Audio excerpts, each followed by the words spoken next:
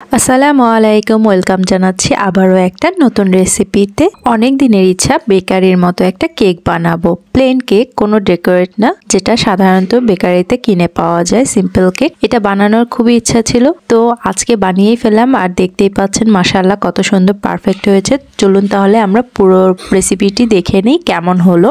প্রথমে বড় বাটিতে নিয়ে নিলাম 3টা ডিম। ডিমটা বাহিরেই ছিল, রুম টেম্পারেচারে থাকা ডিম, ফ্রিজের ডিম নেবেন না। এরপরে আমি ইলেকট্রিক এগ বিটার দিয়ে বিট করে নেব একটু। আপনারা চাইলে হ্যান্ড বিটার দিয়েও বিট করে নিতে পারেন। এই কেকে ফোমি করার কোনো প্রয়োজন নেই, তবুও আমি এই বিটার দিয়ে বিট করে কেকটা বানাবো। বাসায় যদি সহজভাবে বানাইতে পারি তাহলে আর দাম দিয়ে কেন কিনে খাবো বলুন। তারপরে কিছুক্ষণ বিট করার পরে আমি এখানে দিয়ে দেব চিনি। চিনিটা আমি ব্লেন্ড করে গুঁড়ো পাউডার করে নিয়েছি। আমি 1 কাপ ময়দার জন্য 1 কাপ চিনি ব্যবহার করব এখানে। আপনার চাইলে আপনার টেস্ট অনুযায়ী বাড়িয়ে কমিয়ে নিতে পারেন কতটুকু মিষ্টি খাবেন। প্রথমে আমি একটু চিনি দিলাম, দেওয়ার পরে আবারও বিট করে নেব। এভাবে গুঁড়ো পাউডার করে নিলে তাহলে চিনিটা একবারে পানি ছেড়ে দেয় না, আর ভালো হয়। এই কেকটা একবার বানালে 2-3 দিন পর্যন্ত রেখে খাওয়া যায়, ভালোই হয়। আর বাচ্চাদের টিফিনেও দিয়ে দেওয়া যায়। মাশাআল্লাহ অনেক বাচ্চারা পছন্দ করে। একটু বিট করার পরে বাকি অংশ যে চিনিটা ছিল ওই চিনিটা আমি পুরোটা দিয়ে দেব। আর আপনারা যদি বড় দানা চিনিটা ব্যবহার করেন সেক্ষেত্রে একটু একটু করে দিয়ে তারপরে এগ বিটার দিয়ে বিট করে নেবেন। আমি যে ইলেকট্রিক বিটারটা বিট করে নিচ্ছি সেখানে আমি সবসময় একে রেখে তারপরে বিট করে নেই। এরপরে আমি একটা চালনি দিয়ে দিলাম। এখানে আমি শুকনো উপকরণগুলো চেলে নেব। প্রথমেই দিয়ে দিলাম 1 কাপ পরিমাণে ময়দা। এরপরে আমি এখানে দিয়ে দেব কর্নফ্লাওয়ার। কর্নফ্লাওয়ারটা আমি একটুই দিয়েছি। এরপরে আমি এখানে দিয়ে দেব বেকিং পাউডার।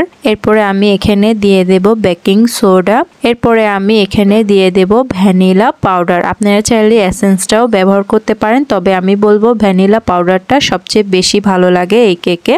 তারপর আমি সবগুলো শুকনো উপকরণগুলো চেলে নিচ্ছি। আপনারা চাইলে আলাদা করেও চেলে তারপরে এখানে দিতে পারেন। আমি একবারে এখানে চেলে নিচ্ছি। আমি আগে ভ্যানিলা এসেন্স দিয়েই বানাতাম, ওই রকম বেকারির মতো একটা টেস্ট পেতাম না, ঘ্রাণটা পেতাম না। এরপরের থেকে আমি ভ্যানিলা পাউডার দিয়ে যখন থেকে বানাচ্ছি তখন থেকে দেখি বেশ ভালোই লাগে খেতে, বেকারির মতো। এরপরে আবার সবগুলো শুকনো উপকরণের সাথে আবার বিট করে নিচ্ছি, একসাথে মিশিয়ে নিব ভালো করে। এই তো অল্প কিছুক্ষণ 2 মিনিটের মতো বিট করার পরে এখানে আমি দিয়ে দেব সয়াবিন তেল। 1 কাপের একটু কম নিয়েছি আমি, আপনারা চাইলে একটু বাড়িয়েও নিতে পারেন। এরপরে আমি দিয়ে আবারও ইলেকট্রিক বিট দিয়ে বিট করে নেব যতক্ষণ না সবগুলো একসাথে মিশে গেছে আর খুব সুন্দর একটা ব্যাটার তৈরি হয়েছে, ততক্ষণ পর্যন্ত আমি ভালোভাবে বিট করে নিব। আপনারাও সেই চেষ্টাই করবেন।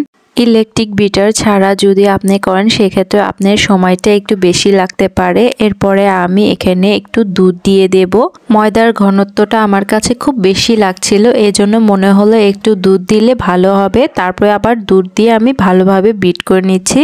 আবারও সবগুলো মিশ্রণ যখন ভালোভাবে বিট করে নেওয়া হয়ে গেল, আমি সামান্য একটু কমলা কালার দিয়েছি, খুব সুন্দর একটা কালারের জন্য। আপনারা চাইলে এটা স্কিপ করতে পারেন। আবারও একটু বিট করে নেব যাতে কালারটা ভালোভাবে মিশে যায়। এরপরে আমি বিটারটা বন্ধ করে দেব, আর কোনো রকম বিট করতে হবে না যেহেতু খুব ভালোভাবে বিট করা হয়ে গেছে।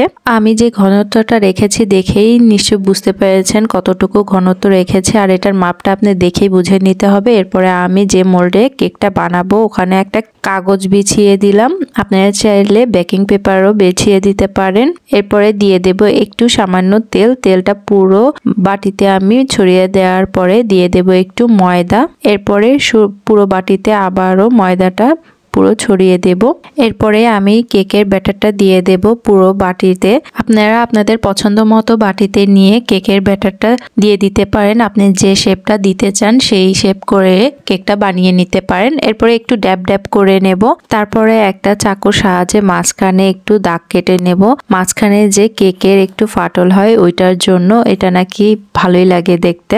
এরপরে আমি আগে থেকে 10 মিনিটের মতো পাতিলটা গরম করে নিয়েছি, তারপরে দিয়ে দিয়ে দিয়েছি কেকটা বসিয়ে। এরপরে দিয়ে দিলাম কিছু ড্রাই ফ্রুট বা বাদাম।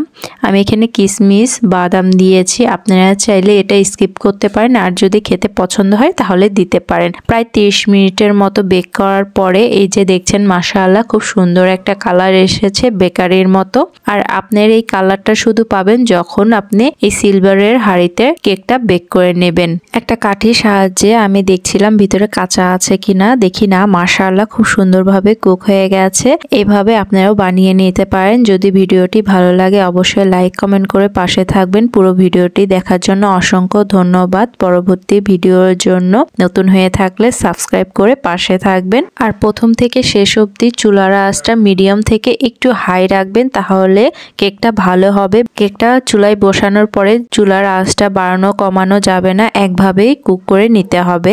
মাশাআল্লাহ কেকের সুমিষ্ট ঘ্রাণ কি সুন্দর হয়েছে, রূপে গুণে মাশাআল্লাহ, খেতেও অনেক মজা। এর টেস্ট বুঝতে হলে সেম প্রসেস ফলো করে বানিয়ে ফেলতে পারেন এরকম প্লেন কেক বাসায়। যে কেকই হোক না কেন আমার কেক অনেক ভালো লাগে। আপনারও কি কেক খেতে খুব ভালো লাগে? আমি এভাবে করে দেখানোর চেষ্টা করছি কতটা সফট আর কতটা পারফেক্ট হয়েছে। আশা করছি ভিডিওটি ভালো লেগেছে আজকের। আজ তাহলে আসি, দেখা হবে নতুন কোনো রেসিপির সাথে। এ পর্যন্ত ভালো থাকবেন, নিজের যত্ন নেবেন। আল্লাহ হাফেজ।